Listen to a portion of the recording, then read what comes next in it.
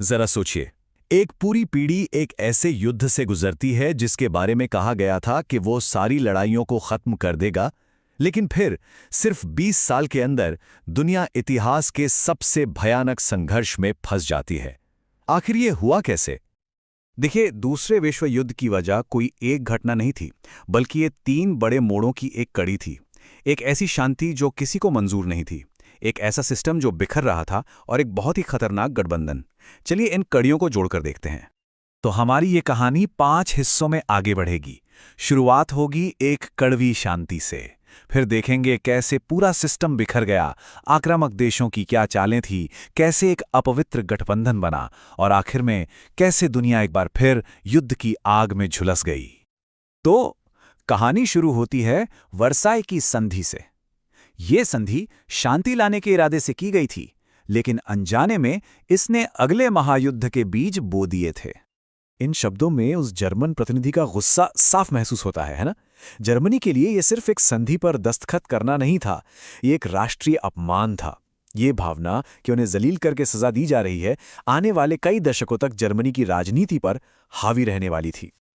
और देखिए, विडंबना यह है कि संधि में कहीं भी अपराध शब्द का इस्तेमाल नहीं हुआ था, लेकिन फिर भी आर्टिकल 231 को वॉर गिल्ट क्लॉज यानी युद्ध अपराध खंड के नाम से जाना जाने लगा।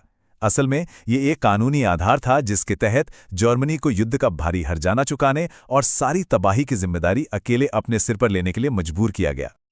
मतलब जो जीते थे वो खुद ही एकमत नहीं थे।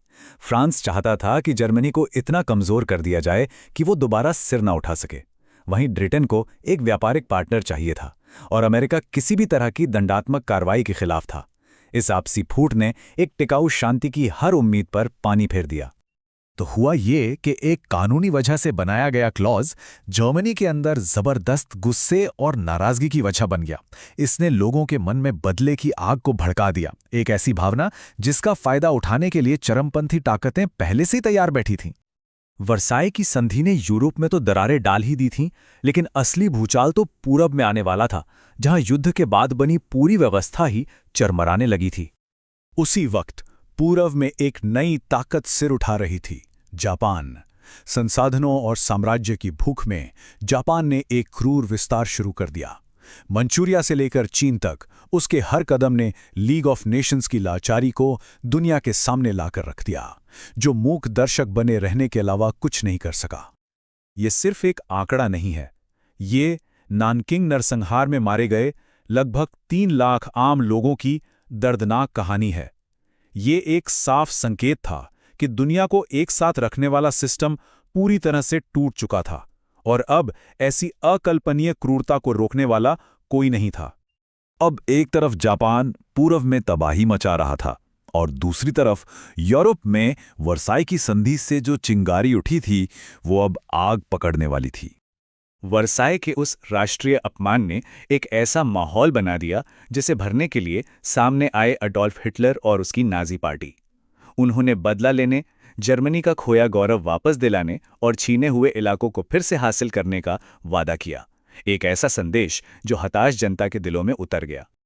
तो हिटलर की इस आक्रामकता को देखकर ब्रिटेन और फ्रांस ने एक बहुत ही खतरनाक रास्ता चुना, तुष्टीकरण का। पिछले युद्ध की भयानक यादों से डरे हुए उन्होंने हिटलर को चेकोस्लोवाकिया का एक हिस्सा दे दिया, ये सोचकर कि शायद इससे उसकी भूख मिट जाएगी। लेकिन इससे तो वो और भी ज्यादा साहसी हो गया, और इन सब से दूर बैठा सोवियत संघ ये सब देख रहा था, और पश्चिमी देशों पर उसका शक गहराता जा रहा था। तो अब जब पश्चिम तुष्टीकरण में लगा था, हिटलर को अपने सबसे बड़े लक्ष्य यानी पूरा पर कब्जा के लिए अपनी पूर्वी सीमा को महफूज करना था। इसके लिए उसने जिसकी तरफ रुख किया, उसने पूरी दुनिया को हैरान कर दिया। इसका जवाब एक ऐसे गठबंधन के रूप में सामने आया जिसकी कोई कल्पना भी नहीं कर सकता था। नाजी जर्मनी और सोवियत संघ के बीच एक समझौता। इतिहास के 2 सबसे बड़े दुश्मन अचानक से सहयोगी बन गए थे। ये तो शैतान के साथ हाथ मिलाने जैसा था। सोचिए, नाजीज कम्युनिस्टों से नफरत करते थे, उन्हें एक यहूदी साजिश मानते थे। वहीं सोवियत संघ ने फाशिज्म को जड़ से मिटाने की कसम खाई थी। लेकिन सत्ता के खेल में ये कट्टर दुश्मन हाथ मिलाने को तैयार हो गए। दुनिया को दिखाने के लिए तो ये बस एक अनाक्रमण संधि थी, लेकिन पर्दे के पीछे एक बहुत ही भयानक राज छिपा था। एक ऐसी योजना जो पूर्वी यूरोप का नक्शा हमेशा के लिए बदलने वाली थी। और वो राज था एक सीक्रेट प्रोटोकॉल। उन्होंने नक्शे पर लकीरें खींच दी, मानो शतरंज की बिसात पर मोहरों की तरह देशों और लोगों को बांट दिया गया हो। पोलैंड को 2 हिस्सों में बांटा जाएगा, बाल्टिक देश सोवियत संघ के कब्जे में चले जाएंगे। ये सत्ता की वो क्रूर राजनीति थी जिसे किसी की परवाह नहीं थी। इस गुप्त समझौते के होते ही युद्ध की आखिरी रुकावट भी दूर हो गई। दुनिया अब बिल्कुल तबाही के मुहाने पर खड़ी थी। और फिर एक एक करके पत्ते गिरने लगे। 1 सितंबर को जर्मनी ने पश्चिम से पोलैंड पर हमला किया। 3 सितंबर को ब्रिटेन और फ्रांस ने जर्मनी के खिलाफ युद्ध का ऐलान कर दिया। और फिर 17 सितंबर को सोवियत संघ ने भी पूरब से हमला कर दिया, अपने हिस्से का इनाम लेने के लिए। बेचारा पोलैंड 2 ताकतों के बीच कुचल कर रह गया। वो 20 साल का संकट जो एक अनिश्चित शांति और टूटे वादों से भरा था, आखिरकार खत्म हुआ और दूसरा विश्व युद्ध शुरू हो गया। तो सवाल यही उठता है, क्या ये सब होना तय था? क्या वर्साय में जो गलतियां हुई उनकी वजह से दुनिया एक और महायुद्ध की तरफ जाने के लिए मजबूर हो गई थी? इतिहास इसका कोई सीधा जवाब तो नहीं देता, लेकिन ये हमें एक चेतावनी जरूर देता है कि कैसे एक कड़वी शांति अगले युद्ध के बीज बो सकती है।